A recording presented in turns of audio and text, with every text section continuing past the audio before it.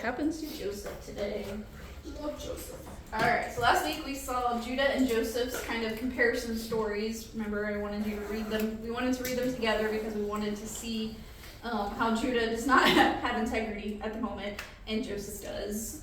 So Joseph is falsely accused, he's sentenced to prison, and today we're going to find out what happens to him in prison. Okay? So remember that he's already interpreted some dreams, but the cupbearer has completely forgotten about Joseph, but God has not forgotten about Joseph. So we're going to start in chapter 41, verse 1. After 2 whole years, okay, Pharaoh dreamed that he was standing by the Nile, and behold, there came up out of the Nile 7 cows, attractive and plump, and they fed in the reed grass. And behold, 7 other cows, ugly and thin, came up out of the Nile after them, and stood by the other cows on the bank of the Nile.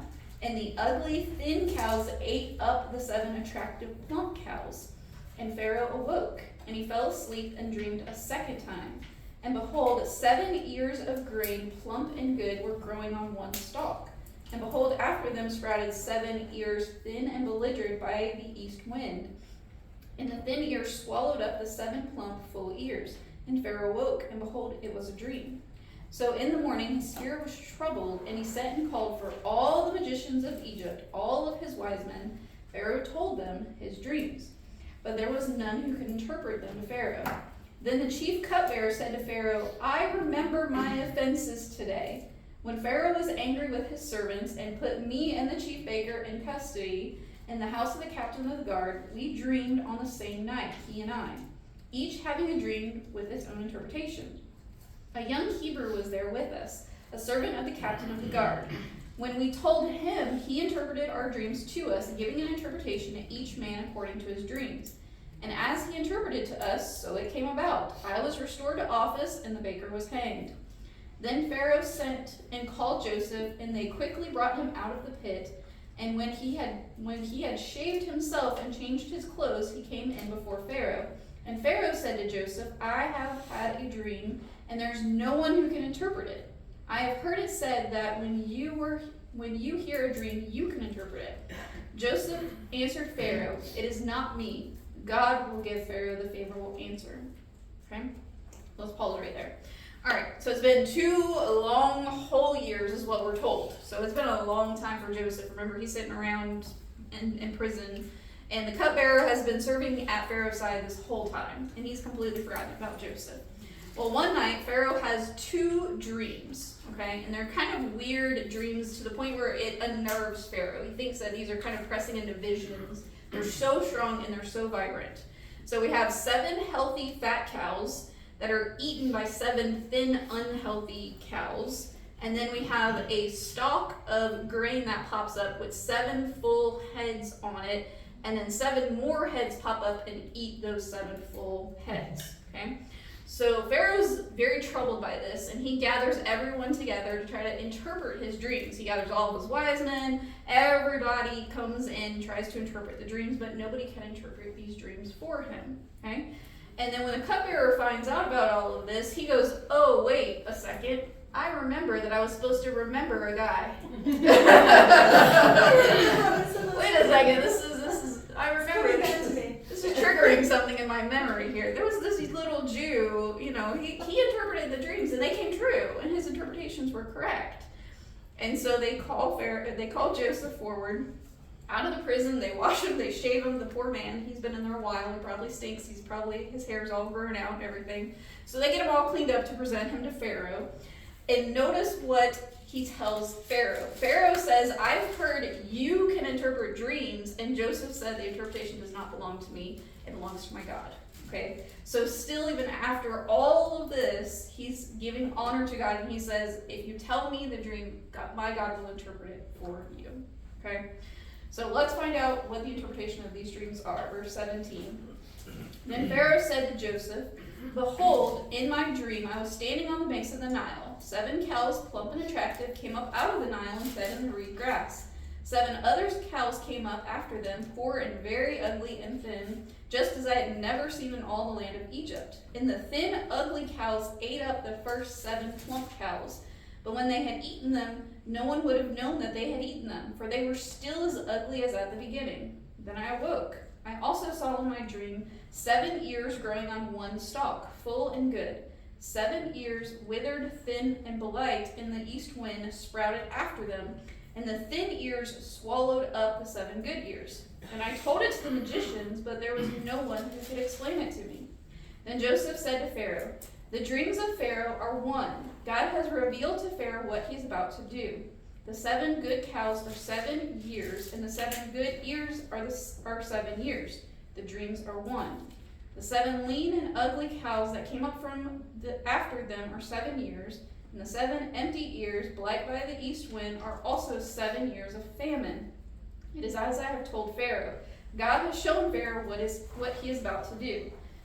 There will come 7 years of great plenty throughout all the land of Egypt, but after them will arise 7 years of famine, and all the plenty will be forgotten in the land of Egypt. The famine will consume the land, and the plenty will be unknown in the land by reason of the famine that will follow, for it will be very severe. And the doubling of Pharaoh's dream, meaning that this thing is fixed by God, and God will surely bring it to pass. Now therefore let Pharaoh select a discerning and wise man, and set him over the land of Egypt. Let Pharaoh proceed to appoint overseers over the land, and take 1/5 of the produce of the land of Egypt during the 7 plentiful years. And let them gather all the food of these good years that are coming, and store up grain under the authority of Pharaoh for the food in the cities, and let them keep it. That the food shall be a reserve for the land against the 7 years of famine that are to occur in the land of Egypt, so that the land may not perish throughout the famine." Okay, so Joseph gets the interpretation directly. So Pharaoh repeats his dream for him, giving him all of the details. And Joseph says, okay, this is what God is showing you. He's going to do something in Egypt, and he's giving you a warning about what's coming so that you can prepare for it, okay? So he says, here's the interpretation. You're going to have the next 7 years of so much abundance, you've never even heard of how much abundance that you've ever had, okay? But the next 7 years of famine will be so great, people will forget the abundance that they had in the previous 7 years. That's how severe this famine is going to be, okay? But he doesn't just stop at interpretation, because he could have just stopped at interpretation and walked away, because that was all that he was required to do, was give the interpretation. But he doesn't. He turns around and he advises Pharaoh, and he says, you should select a guy to be over in charge for the next 14 years, okay? Take a 20% tax on all produce, so that's any food that's grown, okay? So that would include grain and everything else, and store it up for the 7 years that are going to be coming afterward. That way we can survive this famine, okay? So it's a very, very smart and wise decision. So let's see what Pharaoh has to say about this. So verse 37. This proposal pleased Pharaoh and all of his servants. And Pharaoh said to his servants, "Can we find a man like this, in whom is the Spirit of God?" Then Pharaoh said to Joseph, "Since God has shown you all of this, there is none so discerning and wise as you. You shall be over my house, and all my people shall order themselves at your command. Only as regards the throne will I be greater than you." And Pharaoh said to Joseph, "See, I have set you over all the land of Egypt." Then Pharaoh took his signet ring from off his hand and put it on Joseph's hand, clothed him in garments of fine linen, and put a gold chain about his neck. And then he made him ride in his second chariot, and all that called out before him bowed the knee. Thus he set him over all the land of Egypt. Moreover, Pharaoh said to Joseph, "I am Pharaoh, and without your consent no one shall lift up a hand or foot in the land of Egypt." And Pharaoh called Joseph's name Zaphpaneah, and gave him in marriage to Asenath, the daughter of Potiphera, priest of On. So Joseph went out over the land of Egypt. Okay? So Pharaoh kind of recognizes that there's this divine spirit in Joseph, that there's obviously something beyond his human capability that he's kind of tapped into. And he sees that his wisdom is just unmatched, being tapped into this divine nature. Okay? So he appoints Joseph as second in command of all of Egypt. And he basically is doing the same thing that we saw Potiphar doing, that everything is under your control. Whatever you say goes. I'm just the one sitting on the throne. So I have final rule, but you're basically in charge of everything. And it's interesting because we have a note here that he gives him fine clothes, so Joseph finally gets a new coat. Okay. And a sparkly brand new coat, right? Nice and colorful new coat. And then he takes off his signet ring and gives it to Joseph. So this would have been the ring that had Pharaoh's engraving in it, so that when he passed laws and things like that, he would then emboss it with his engraving. This is now in the hands of Joseph. So whatever Joseph says and does, he gets to have Pharaoh's sign off. So basically giving him blank check over all of Egypt, okay? And he gives him a new name. So the Pharaoh gives Joseph a name that is interpreted, God speaks and he lives. So it's kind of a nod to that God is the one speaking, and then we are all going to live because God has spoken to Joseph. And he also gives him a wife. And we have no idea if Potiphar and Potiphar are related. Their names do come from the same root word. They could have been related, but it could just be a coincidence. But we have a new addition to the family here, Asnath, who is now Joseph's wife. All right, so verse 46. Joseph was 30 years old when he entered the service of Pharaoh, king of Egypt. And Joseph went out from the presence of Pharaoh and went through all the land of Egypt. During the 7 plentiful years, the earth produced abundantly. And he gathered all the food for these 7 years which occurred in the land of Egypt, and put the food in the cities. And he put in every city the food from the fields around it. And Joseph stored up grain in abundance, like the sand of the sea, until he ceased to measure it, for it could not be measured. Before the year of famine came, 2 sons were born to Joseph. Asenath, the daughter of Potiphar, priest of On, bore them to him. Joseph called the name of the firstborn Manasseh, for he said, God has made me forget all my hardship and all my father's house.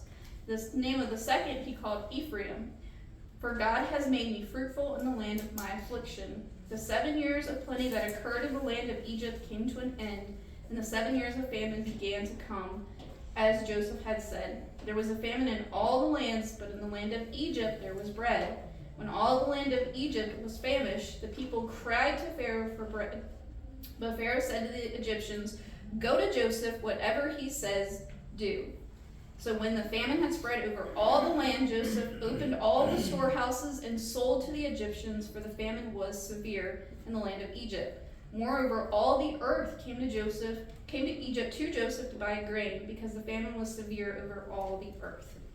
Okay, so we're told that Joseph is 30 when he becomes part of Pharaoh's entourage here in second in command, and he was 17 when he was sold into Egypt. Okay, so we've had all this time that has passed. So he is overseeing all this grain storage for 7 years, and it's kind of interesting that if you were an Egyptian, you would probably think that this is great, right? Year after year after year, we're having this great abundance. Just we don't know how to store all this food that we're getting, right?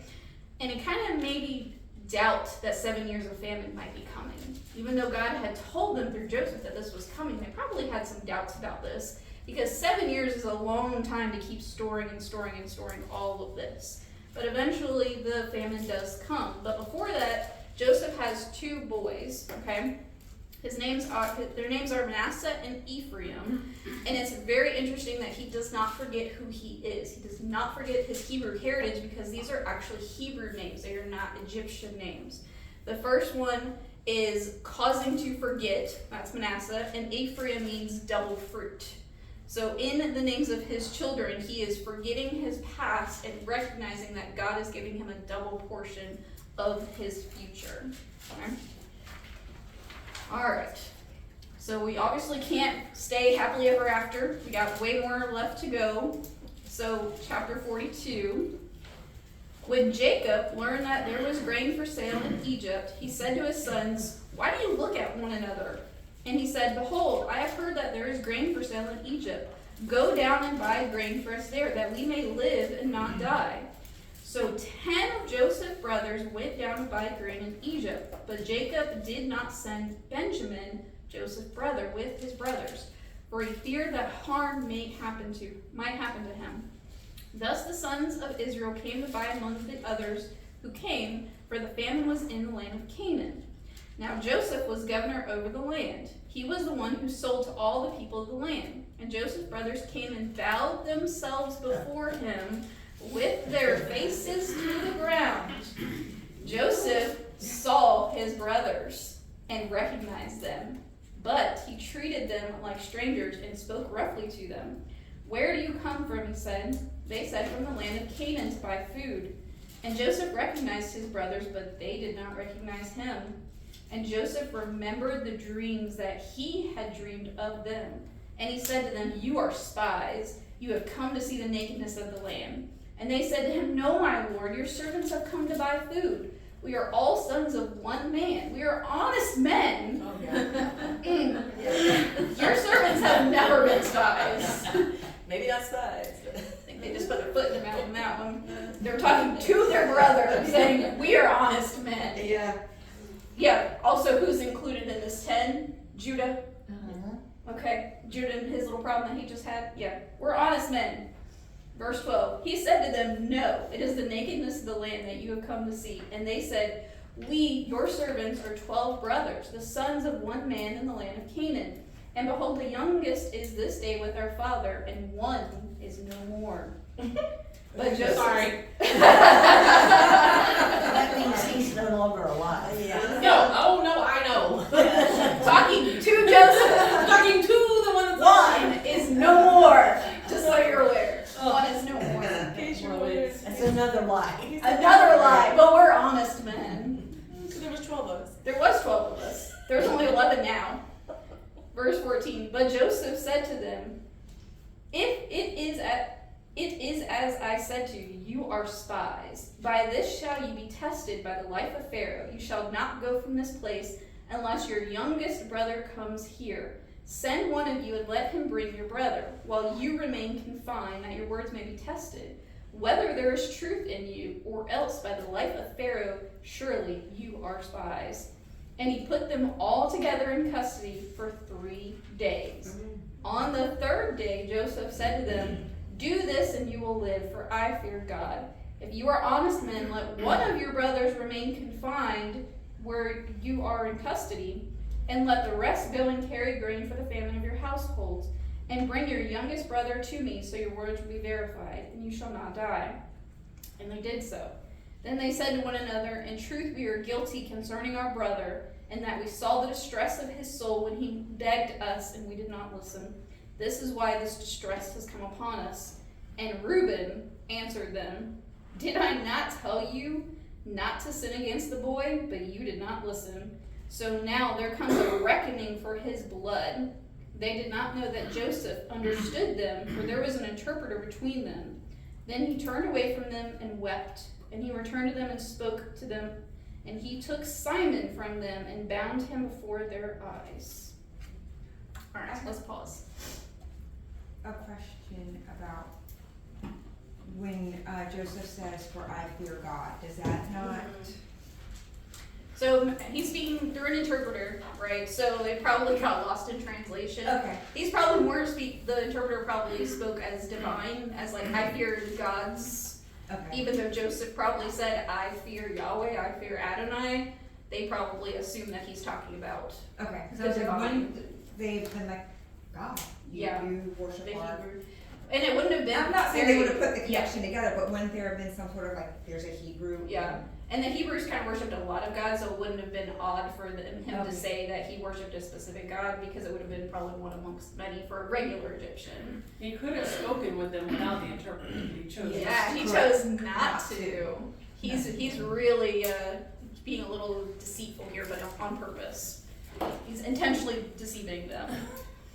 All right, Well, I would too. so I would too. I mean, yeah, he's gonna test them, and you hear that a lot. He wants to test them because they're saying, we're honest men.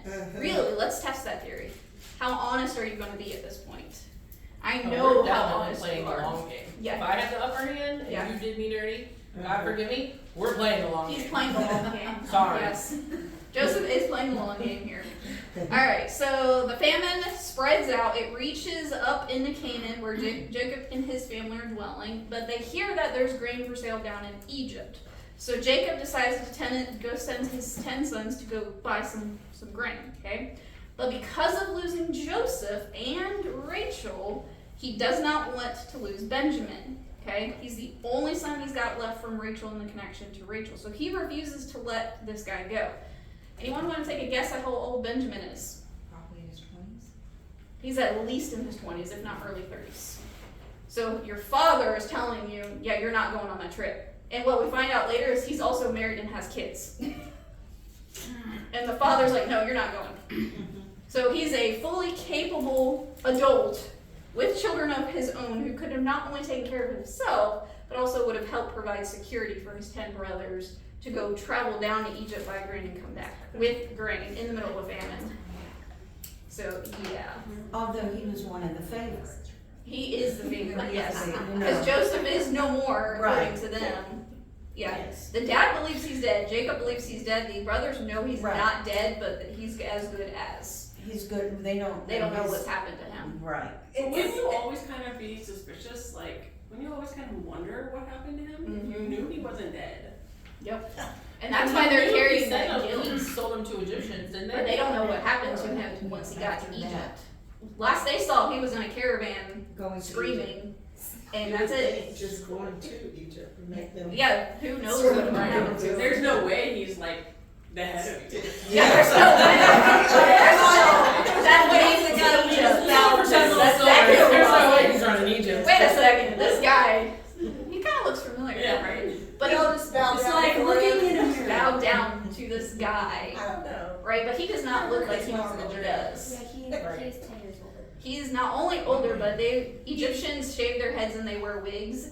And then he would have also been dressed as an Egyptian. So he Yeah. does not look like how he makeup looked. and all All of that. kind of makeup, all kinds of everything. Their skin would have been bronze because they're out there in the sun. So yeah, he does not look like 17-year-old Joseph. So they do not recognize him, but he sure recognizes his brothers. In this crowd of people, he has not forgotten their faces. And now their faces are in the dirt. Yeah, they are. Oh, I'd be like, here's my towels. You just He did tell them that. Tell them that. He did tell them. Look at my dream coming So you wonder if the brothers would like recognize somebody's eyes, you know, and. They would have been too far apart. Yeah. Because they actually couldn't even be very close Okay, together. okay, So it wasn't like they were standing next to each other. okay. Yeah, they would have been some distance between them. There's this underlying theme of obedience with the adult children. Uh-huh. Even though, like, okay, I don't understand why you're wanting me to do this, but you're in charge, so I will follow your rules. It's kind of our, we don't understand why we are put through the trials and things that we need to go through in order to grow. Yep. We just have to trust that it's for our benefits. Yeah, God plays the long game. Yeah. But I mean, it's just, how many times have we all read these and we don't pull out Yeah. that they were obeying their father like we are to obey. Yep. Even when we Absolutely. Even we don't understand. Even when we don't it's understand. really bad. And we We're don't just understand. really sure you know what he's doing. Right. That's true. Okay. So the 10 brothers are pleading for their lives. They reveal the fact that they are 10 of 12. One who is left behind and one to them is as good as dead. So he is no longer. Okay.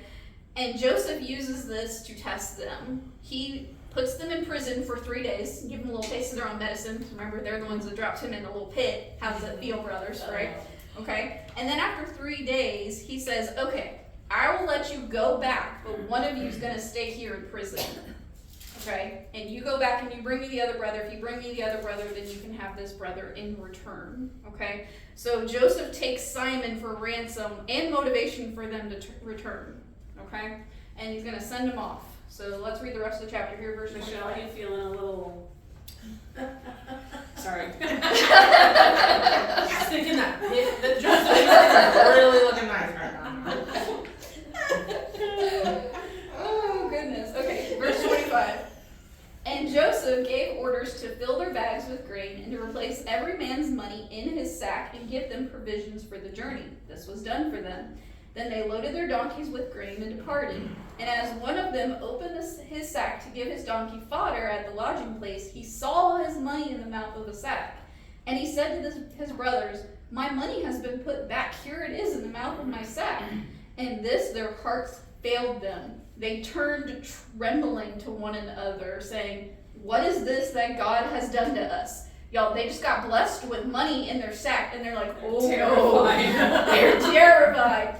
What is God doing? Because we're in so much trouble Not right only now. spies, but we're thieves. We're now it's confirmed we're spies and thieves. Yeah. So verse 29, when they came to Jacob their father in the land of Canaan, they told him all that had happened to them, saying, the man, the Lord of the land, spoke roughly to us and took us to be spies of the land. But we said to him, we are honest men. We have never been spies. We are 12 brothers, sons of our father. One is no more, and the youngest is this day with our father in the land of Canaan.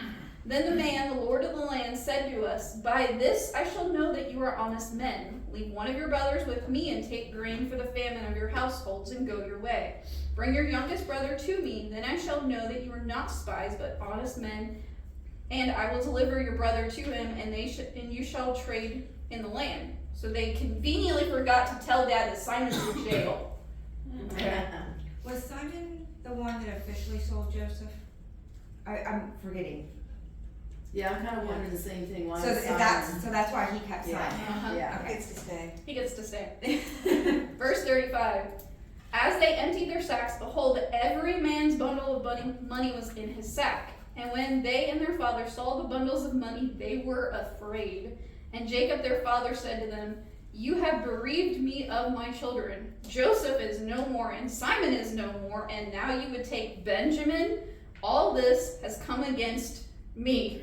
Remember, where's Jacob's concern? Right. Yeah. Where's Right all here. this been? Then Reuben said to his father, kill my 2 sons if I do not bring him back to you. Put him in my hands, and I will bring him back to you. But he said, my son shall not go down with you, for his brother is dead, and he is the only one left. If harm should happen to him on the journey that you are to make, you would bring down my gray hairs with sorrow to Sheol. Yikes. Talk about some family drama. Alright, so before they leave Egypt, Joseph instructs his servants to hide their money in their sacks, to basically return to them. And he also provides provisions for their long journey back to Canaan, okay? But they discover the money, and they're now terrified, because now they're officially thieves in the eyes of themselves, because they don't know who put the money back, okay? They get all the way back home, they tell their dad everything, well, almost everything, that happened in Egypt, okay? And Jacob is rightfully afraid and absolutely refuses to allow Benjamin to go into Egypt. He's like, this is not going to happen. If you send Benjamin, he's either going to get lost along the way or he's going to die in Egypt and I'm never going to see him again. Apparently, Jacob doesn't think so much about his son Simon, because he's now being held for ransom and Jacob's like, tough for him. Sorry, not going to trade one son for another. I'd rather have, Benjamin here. So in a dramatic gesture, we have Reuben who steps forward and is willing to lay down his own son's life for Benjamin. He says, you hold my children ransom and I will take Benjamin with me and I will be personally responsible for him. And if anything happens to him, you get to kill my sons, okay? He was the one who didn't want the other ones to kill Joseph in the first place. So we're seeing his kind of personality be confirmed all the way through this, and now he wants to bet his son's life on saving Simon. So he was willing to try to save Joseph, now he's willing to try to save Simon. Okay? But we find out that that is not the case, and the next part of the story next week. It is actually another brother who steps up to take responsibility, because we assume that some time has passed from this moment to the next chapter. We're just not exactly sure how much time. So Joseph's story here reminds us to trust God in the waiting. Through Joseph's rise, God shows us that he can use absolutely any type of circumstance to bring his words to promise. Because Joseph was told all those years ago that his 11 brothers would bow down before him. And so far we have 10 who have come to bow down before him. One of them is missing, and his father is missing. So God is not done yet with Joseph in this story.